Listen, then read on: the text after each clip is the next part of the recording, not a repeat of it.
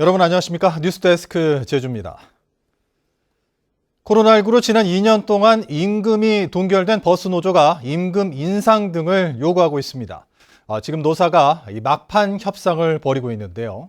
이 막판 협상이 결렬되면 노조는 내일부터 버스 운행을 거부한다는 계획입니다. 이따금 기자가 보도합니다. 제주지방노동위원회 회의장에 버스노조 대표들과 버스업체, 제주도 관계자들이 들어섭니다. 앞서 두 차례 협상이 결렬되고 오늘 오후 4시부터 막판 조정회의가 시작된 가운데 양측의 의견차는 팽팽히 맞서고 있습니다. 제주지역 자동차노조와 제주버스연합노조는 임금 8.5% 인상안이 받아들여지지 않자 지난 22일부터 이틀 동안 파업 찬반 투표를 진행해 참석 인원 96% 동의로 파업을 결정했습니다. 노조는 사회적 거리두기가 해제되고 소비자 물가가 상승한 만큼 임금을 인상해야 한다는 입장입니다. 또 현재 격일제인 기사 근무의 1일 2교대로 전환과 식사 제공 등 처우 개선을 요구하고 있는데 협상이 결렬되면 내일부터 버스 운행을 거부한다는 계획입니다. 일을 이교대 해달라. 두 번째로는 밥은 줘야 할 거 아니야. 너네 일을 시키면서 밥을 줘야 할 거냐. 그것도 안 돼. 그리고 5년 전부터 휴게실을 만들어달라. 그만큼 얘기해도 안 해줘서. 이에 대해 제주도는 코로나19로 인한 재정 부담 증가와 최근의 유가급 등등의 영향으로 노조 측의 임금 인상 요구안을 받아들이기 어렵다는 입장입니다. 코로나로 인해서 연간 한 100억 정도, 그리고 전쟁으로 인한 유가 상승으로 해서 재정 부담이 많이 어렵습니다. 그러다 보니까 저희들이 그 노조에서 요구하는 것만큼 다 보전할 수 없는 현실입니다. 협상 마감 시한은 내일 새벽 4시까지로 예정된 가운데 협상이 최종 결렬되면 공영버스를 제외한 도내 7개 업체의 버스 635대 중 600대 정도가 운행을 멈춥니다. 제주도는 파업이 시작되면 전세버스 280여 대를 투입해 학생들의 등하굣길 등 이용객이 많은 노선을 정상 운행한다는 방침입니다. 하지만 이용객이 적은 일부 노선은 운행 중단이 불가피해 시민들의 불편이 예상되고 있습니다. MBC 뉴스 이따금입니다. 우리나라에서는 제주에서만 한겨울에 월동물을 재배하고 있는데요. 이 월동물은 해마다 1,000억 원이 넘는 수익을 내는 중요한 농작물입니다. 그런데 이 월동무 세척에 농업용수를 쓰면 안 된다는 환경부의 유권 해석이 나오면서 파장이 예상됩니다. 김찬현 기자입니다. 서귀포시 성산읍의 한 월동무 세척 공장. 수확한 물을 대형 수조에 담궈 흙더미를 제거합니다. 컨베이어 벨트를 통해 남은 흙을 씻어내면 깨끗한 무가 나오고 바로 포장에 들어갑니다. 무 세척에 들어가는 물은 하루 25톤에서 30톤. 모두 농업용수를 쓰고 있습니다. 농업용수 우리 수세가 내는 게 뭐 150만 원에서 200만 원 이 정도를 내고 있습니다. 근데 생활용수를 만일에 쓰게 되면 한 2천만 원 가까이 나와요. 하지만 농업용수 사용이 앞으로는 쉽지 않을 전망입니다. 지하수법에 따르면 농업용수는 농업에만 써야 해 농산물 세척 시설에는 쓸 수 없다는 환경부의 유권 해석이 나왔고, 제주도도 지하수관리조례 시행규칙 위반이라며 농업용수 사용 금지를 검토하고 있기 때문입니다. 농업용을 보게 되면 시설 작물 재배용으로 한정하고 있습니다. 그래서 무세척장에서 세척용수로 쓰는 것은 지금으로서는 합당하지 않다라고 저희 부서에서는 판단하고 있습니다. 문제는 제주 지역 월동무 세척 시설 87곳 가운데 단 한 곳을 빼고는 모두 농업용수를 쓰고 있다는 겁니다. 일부 시설은 상수도 배관조차 없어 농업용수를 쓰지 못하면 당장 문을 닫아야 하는 상황입니다. 농업용수를 사용할 수 없는 경우 월동무 산업에 많은 타격을 받게 되므로 단순 세척시설에서 농업용수를 사용 가능하도록 관련 부서와 협의를 하고 대책을 수립해 나가도록 하겠습니다. 제주도는 농업과 지하수 담당 부서의 입장이 엇갈리자 법제처에 최종 유권 해석을 맡길 예정이어서 결과에 따라 월동무 산업 전반에 큰 파장이 예상됩니다. MBC 뉴스 김찬현입니다. 코로나19 감염병 등급이 오늘부터 1등급에서 2등급으로 한 단계 하향 조정됐죠. 이렇게 등급이 조정되면서 경로당 등의 시설이 운영을 재개했고 영화관과 노래방 등 실내 다중이용 시설에서도 음식물 섭취가 허용됐습니다. 변화되는 내용을 김항섭 기자가 보도합니다. 코로나19 감염 우려로 문을 닫았던 경로당이 모처럼 북적입니다. 어르신들이 삼삼오오 모여 서로의 건강과 안부를 물으며 이야기를 나눕니다.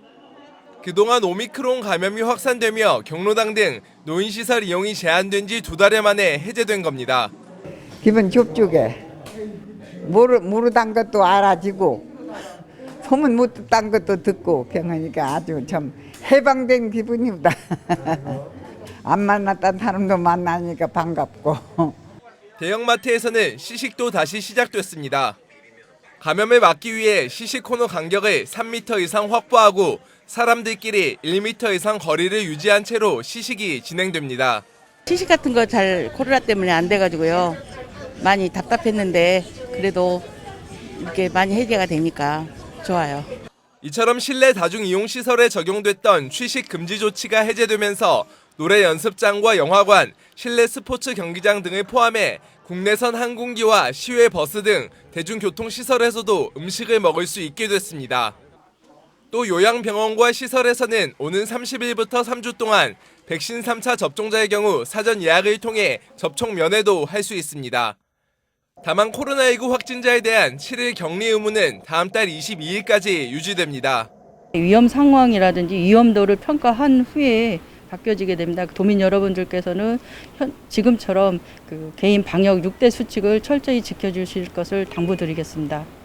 제주에서는 어제 코로나19 신규 확진자 734명이 발생하며 이틀째 1000명 이하로 줄었고 오늘도 오후 5시까지 507명이 양성 판정을 받았습니다.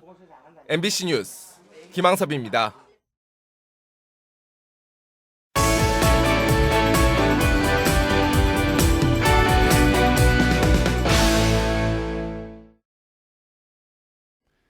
위드 코로나 시대가 다가오면서 이 외국인 관광객의 제주 방문도 조만간 재개될 것으로 예상되는데요.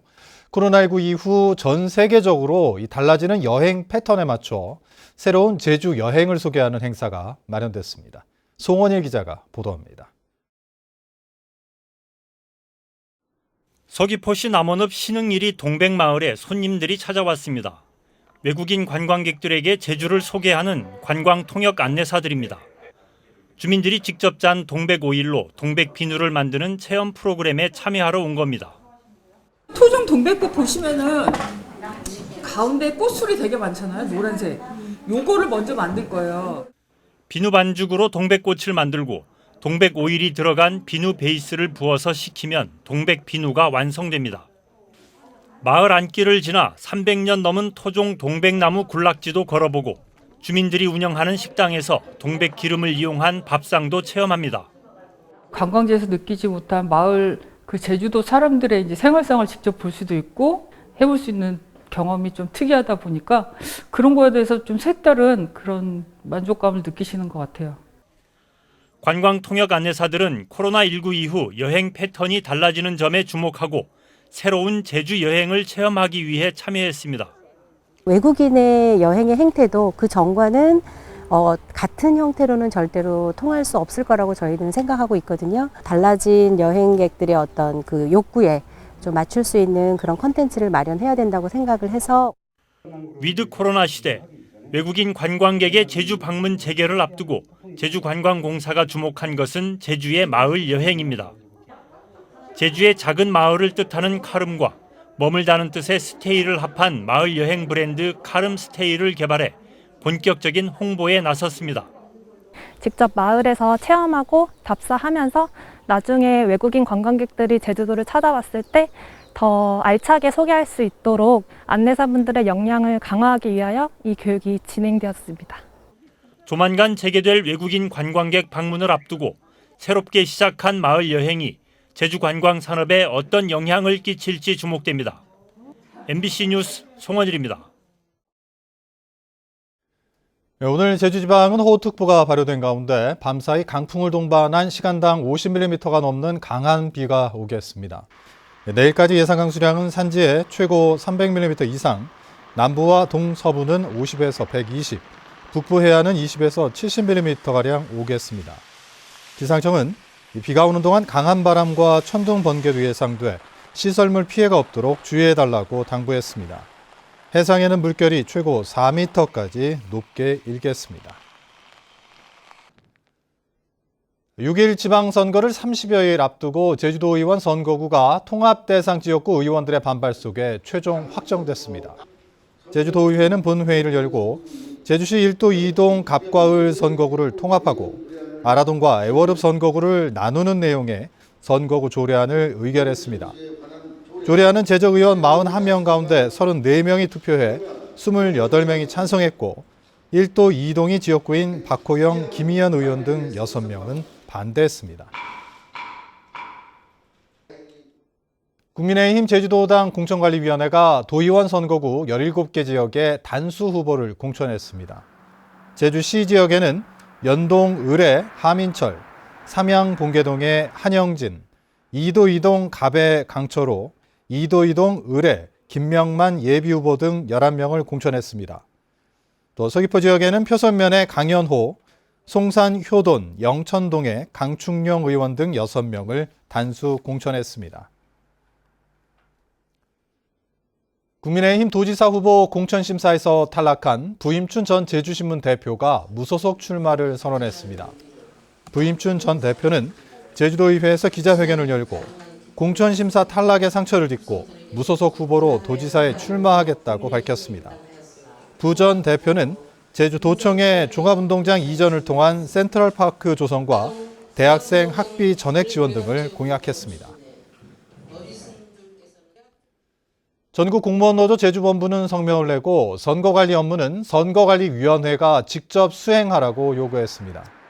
이들은 수십 년 동안 선거관리 업무는 지방자치단체 공무원의 노동력을 저임금으로 착취해 유지해왔다며 선거 사무원의 자치단체 공무원 비율을 낮추고 선거 공보물과 벽보 업무를 선관위가 직접 수행하라고 요구했습니다. 제주도 선거관리위원회는 6일 지방선거에 출마하는 현역 국회의원과 지방의회 의원의 경우 다음 달 2일까지 사직해야 한다고 밝혔습니다. 현역 국회의원이 오는 30일까지 사퇴할 경우 이번 지방선거에서 보궐선거와 함께 실시되며 30일을 넘으면 해당 지역구 보궐선거는 내년 4월 5일에 실시됩니다. 사회적 거리두기 해제 이후 음주운전 적발도 잇따르고 있습니다. 제주경찰청은 사회적 거리두기가 해제된 지난 18일부터 일주일 동안 도내 주요 도로에서 음주운전 특별단속을 벌여 41명을 적발했다고 밝혔습니다.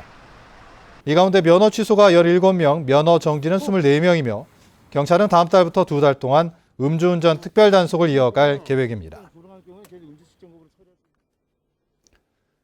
119 구급차로 이송되던 임신부가 구급대원들의 도움으로 아기를 출산했습니다.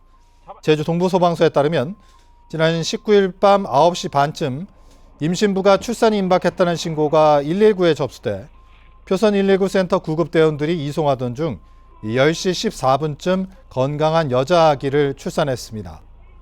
동부소방서는 응급분만 특별교육을 실시하고 구급차에 분만 키트를 갖추고 있습니다.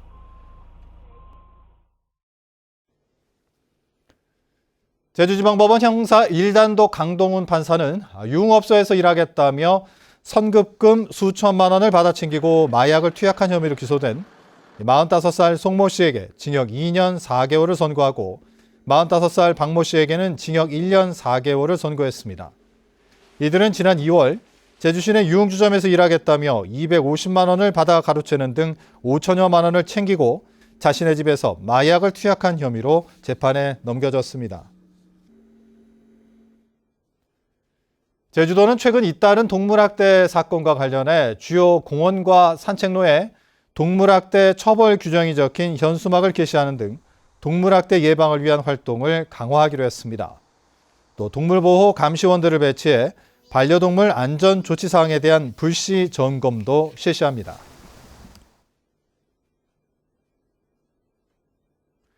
뉴스데스크 제주를 마칩니다. 시청해주신 여러분 고맙습니다.